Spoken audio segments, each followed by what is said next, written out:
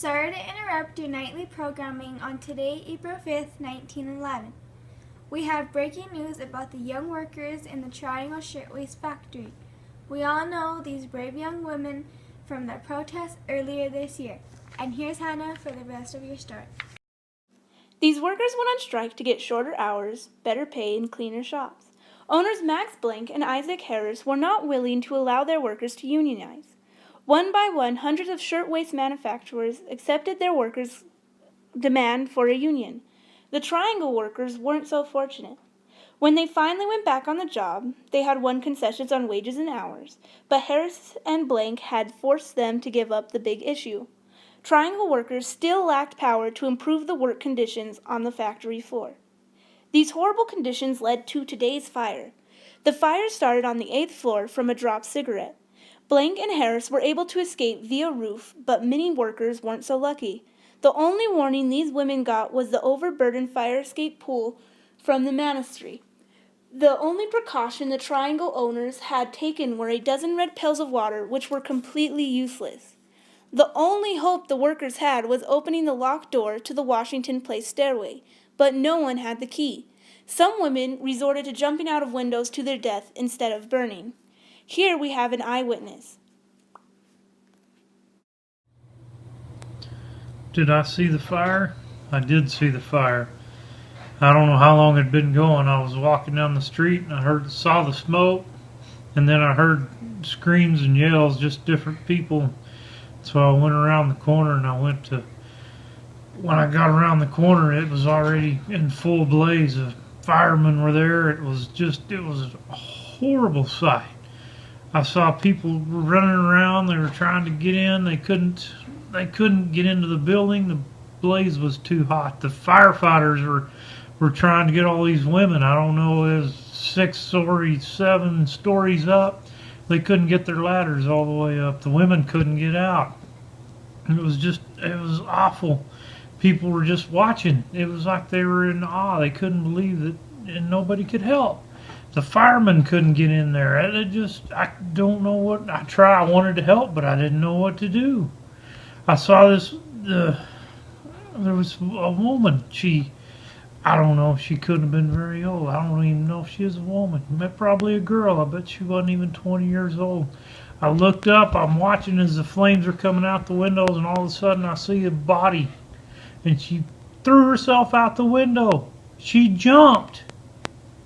When she hit the ground, it was so hot they couldn't even get to her.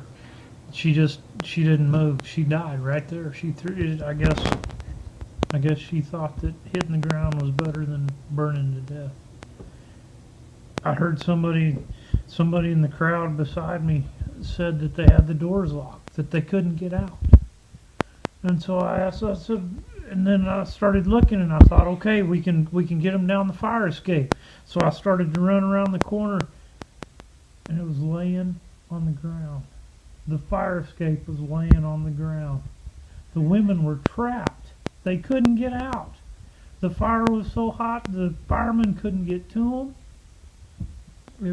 It was awful. It was the worst thing I'd ever seen. The firefighters had the fire under control within 30 minutes, but the death toll was high. The total number dead was 145. 50 of the victims had burned to death. The youngest victim was only 14. These women fought for safer conditions, and because their employers were too stubborn to change, they died. If they had had humane working conditions, this never would have happened. The authorities have asked us to tell the families of these girls to identify the charred remains. We are very sorry for your loss. We will all mourn the loss of these precious lives. This was a very tragic loss that struck America at its heart. Let us have a minute of silence for these young women.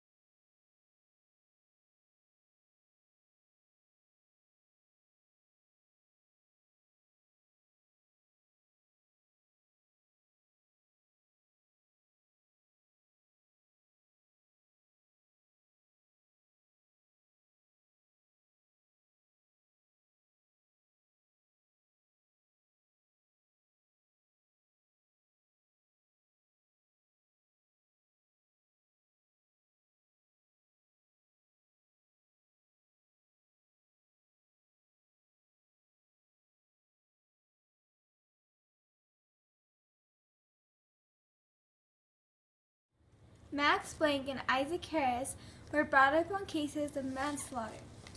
They were acquitted or found not guilty.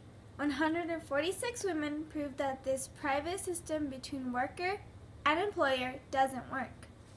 It can never be private again. The New York State legislature funded a safety commission. Within 2 years, the commission's findings spurred the passage of over 30 new laws. The Triangle Workers set standards for minimum wages, maximum hours, and workplace conditions. Thanks for watching.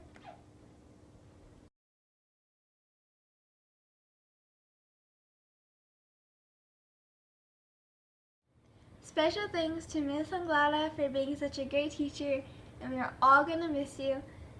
Special thanks to Matt Stark for being our eyewitness, and thanks to my partners Hannah and Rama. You guys are great. Thanks for me.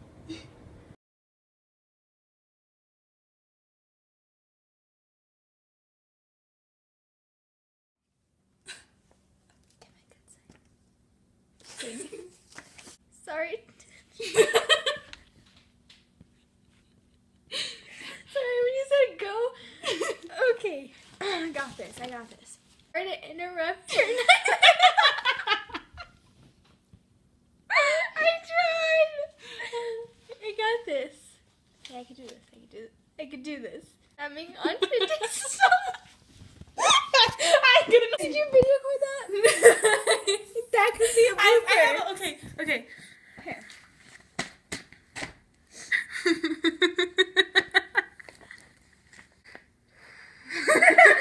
both breathe out. We're like, okay, so the ones you record and I mess up, those are bloopers. Okay. Just ignore those. Well, not ignore them, but 1911.